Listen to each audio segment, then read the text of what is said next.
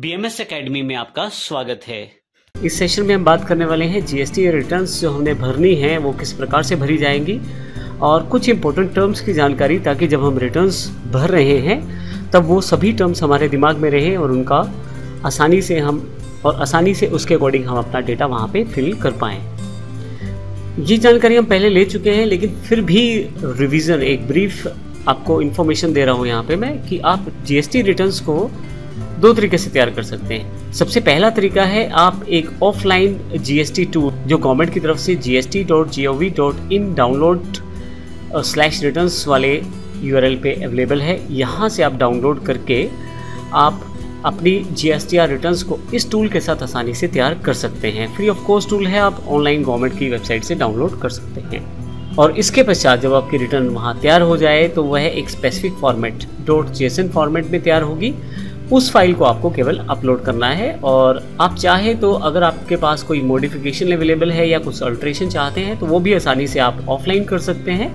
Final file जो generate होती है उसे आप अपलोड कर सकते हैं। इसी तरह से आप दूसरा तरीका जो है वो डायरेक्टली GSTN पैनल पर, यानी कि आप gst.gov.in वेबसाइट पे लॉगिन करके डायरेक्टली वहीं पे जो आपके हेडिंग्स दिए गए हैं उसके अकॉर्डिंग आप अपनी रिटर्न को वहाँ फाइल कर सकते हैं। अब ये रिटर्न को जो फाइल करने का प्रोसेस है ये हम अभी आगे आने वाले सेशंस में देखने वाले हैं, लेकिन अभी जो इम्पोर्टेंट बात हमने बात की है GSTR रिटर्न जो दो तरीके से हम लोग बना सकते हैं, ऑफलाइन ऑनलाइन। लेकिन दोनों केसेस में हमें ऑनलाइन ही रिकॉर्ड उसका मेंशन करना है। जब हम ऑफलाइन बना लेंगे तो एक फाइल अपलोड कर देंगे ताकि हमारा जो डेटा है वो हमारे पैनल में स्टोर हो जाए। तो इस तरह से हम अपनी रिटर्न्स को तैयार कर सकते हैं। इसके अलावा काफ़ी सारी हेल्प अवेलेबल है gst.gov.in पे। परंतु इससे पहले कि हम रिटर्न्स को भरना सीखें, मैं आपको GSTR 1 के कुछ इम्पोर्टेंट टर्म्स हैं वो क्लियर करना चाहता हूँ, ताकि जब हम रिटर्न्स को तैयार करें उस समय हमें इन टर्म्स में कन्फ्यूज़न ना रहे। सबसे पहला टर्म है B2B, registered business to registered business. जब एक बिजनेस से दूसरे बिजनेस पर आप अपनी किसी प्रोडक्ट को सप्लाई करेंगे, अब उस केस में चाहे परचेज है या सेल्स है, दोनों केसेस में ये B2B माना जाएगा उन रजिस्टर्ड यूज़र्स के लिए जो GST से रजिस्टर्ड हैं, अर्थात जिन पे GST नंबर है। तो मैन्युफैक्चरर है, होलसेलर्स हैं, ट्रेडर्स हैं, जो एक तरह से एक बिज़नेस से दूसरे बिज़नेस में जो माल को सप्लाई करते हैं, वो सभी इस कैटेगरी में आते हैं। और इस कैटेगरी में डायरेक्ट हम कस्टमर से डील नहीं करते। तो पहली कैटेगरी B2B है। दूसरी कैटेगरी हमारे पास है B2CL, अर्थात बिजनेस टू अनरजिस्टर्ड कंज्यूमर। ये एक तरह से रिटेल कैटेगरी है, जैसे करियाना का स्टोर है या मेडिकल स्टोर है, जिसमें डायरेक्ट कस्टमर आ रहा है और आप उसको प्रोडक्ट बेच रहे हैं। लेकिन इसमें ये B2C कैटेगरी दो सेगमेंट में बटी हुई है, एक दूसरा नंबर है और एक तीसरा नंबर है। B2C अर्थात बिजनेस टू अनरजिस्टर्ड कंज्यूमर।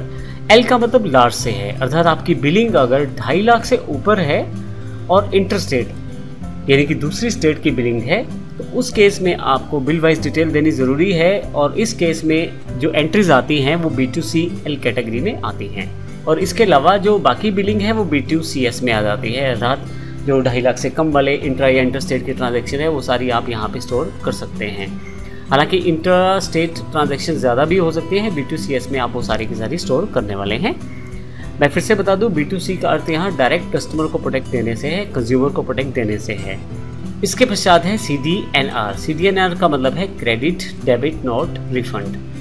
जब भी आप किसी को क्रेडिट नोट काटे किसी के लिए या किसी के लिए डेबिट नोट इशू करें या कुछ रिफंड करें, तो ऐसे केस में आपको नंबर वाइज डिटेल देना होता है, क्रेडिट नोट का, डेबिट नोट का या रिफंड वाउचर का।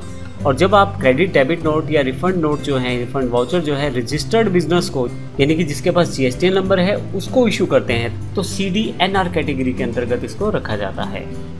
परंतु अगर आप किसी अनरजिस्टर्ड को ये सब चीज़ें इशू करते हैं, क्रेडिट नोट है, डेबिट नोट है, रिफंड वाउचर है, तो CDNUR कैटेगरी में इसको डिफाइन किया जाता है। अनरजिस्टर्ड का अर्थ फिर से यहाँ पे उस डीलर से है जिस पे GSTN नंबर नहीं है। EXP यानी कि एक्सपोर्ट कैटेगरी। अगर आप कुछ एक्सपोर्ट करते हैं, कोई ऐसा प्रोडक्ट या कोई ऐसी सर्विस, तो उसको एक्सपोर्ट कैटेगरी में डाला जाता है। एक्सपोर्ट से रिलेटेड डिटेल्स इस कैटेगरी के अंदर स्टोर की जाती हैं। AT advance taxability. अगर आप कुछ एडवांस अमाउंट किसी से कलेक्ट करते हैं तो ऐसे केस में GST में प्रोविज़न है कि उस एडवांस अमाउंट पे भी आपको टैक्स देना पड़ेगा। तो ऐसे केस में एडवांस टैक्सेबिलिटी की इन्फॉर्मेशन और एडवांस अमाउंट की इन्फॉर्मेशन जो है 80 कैटेगरी में डिफाइन की जाती है। जैसे मान लीजिए आपने किसी को कोई माल बेचना है, लेकिन अभी आपने ऑर्डर फाइनलाइज करने के लिए कुछ एडवांस ले लिया है, तो उस केस पे जो एडवांस लिया गया है उस पे भी आपको जीएसटी में टैक्स पे करना है और वह इन्फॉर्मेशन 80 में स्टोर की जाएगी। 80 एडीजे एडवांस एडजस्टेड अमाउंट्स, अर्थात जो एडवांस आपने लिए हैं अगले महीने में वो कहीं ना कहीं जब आप सेल बिल इशू करेंगे तो उन्हें एडजस्ट करना पड़ेगा। ऐसे केस में उन एडजस्टेड अमाउंट को आप यहाँ दिखाते हैं इस कैटेगरी में। अर्थात जब मैंने ऑर्डर लिया था तो कुछ एडवांस ले लिया था, लेकिन अब जब मैं सेल्स बिल को या इनवॉइस को इशू कर रहा हूँ तो उस एडवांस को एडजस्ट कर रहा हूँ।